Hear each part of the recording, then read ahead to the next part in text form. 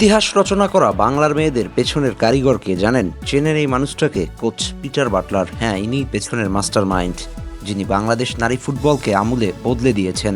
তার নেতৃত্বেই প্রথমবারের মতো এশিয়া কাপের মূল মঞ্চে খেলার যোগ্যতা অর্জন করেছে বাংলাদেশ। তার কাছে কম্প্রোমাইজ চলে না, দলের জন্য যেটা ভালো হয় সেটাই করেন। তার কাছে ব্যক্তিগত স্বার্থ গুরুত্বপূর্ণ নয়, এক কথার মানুষ তিনি।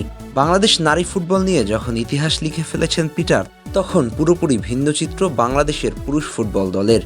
এত এত বড় তারকা থাকা সত্ত্বেও ভালো কিছু উপহার দিতে পারছেন না coach Javier Cabrera. Hamza Chowdhury, Jamal Bhuiyan, Samit Shome, ফাহমিদুলদের মতো খেলোয়াড়দের ঠিকভাবে কাজে লাগাতে পারছে না। এত হাই প্রোফাইল ফুটবলারদের নিজের ডেরায় পেয়ে উন্নতি করতে পারছেন না। কথিত সিন্ডিকেট কিংবা কোটার খেলোয়াড়ই তার ভরসা। এ যেন মেরুদণ্ডহীন এক কোচ। অথচ এই পিটার বাটলারকে দেখেন, কিছুদিন পূর্বেই কিছু সিনিয়র খেলোয়াড়রা তার বিরুদ্ধে অভিযোগ করেছিল, কিন্তু সে স্ট্রেট ফরওয়ার্ড ছিল। সে বিকল্প খেলোয়াড়দের নিয়েও ম্যাচ বের করে এনেছিল।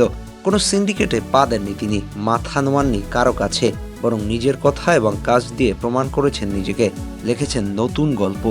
যারা আজকের ম্যাচ দেখেছেন তারাই বুঝবেন কতটা বুদ্ধিমান একজন কোচ তিনি, টেকনিক্যালি কতটা অভিজ্ঞতা সম্পন্ন। এ যেন হেন্সি ফ্লিকের প্রতিচ্ছবি। মায়ানমারের খেলোয়াড়দের অফসাইড ট্র্যাপে বারবার আটকে দিচ্ছিল। টেকনিক্যালি হাইলি ডিফেন্স খেলেছেন মেয়েদের দিয়ে। কি চমৎকার করে এত বড় প্রতিপক্ষের থেকে ম্যাচটাকে ছিনিয়ে নিয়ে এসেছেন। একেই তো বলে মাস্টার মাইন্ড।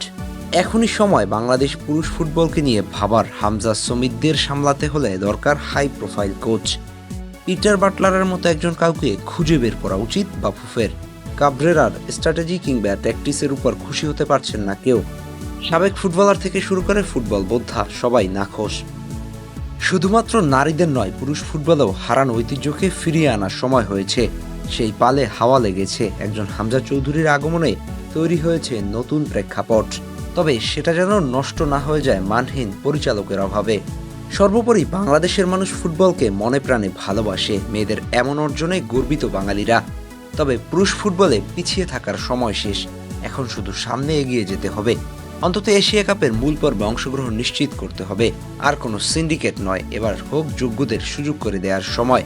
দেখা যাক শেষ পর্যন্ত পুরুষ ফুটবলে ভালো একজন কোচের দিকে নজর দেয় কিনা ফেডারেশন। আহমেদ হাসনাইন খান, টিম স্পোর্টস।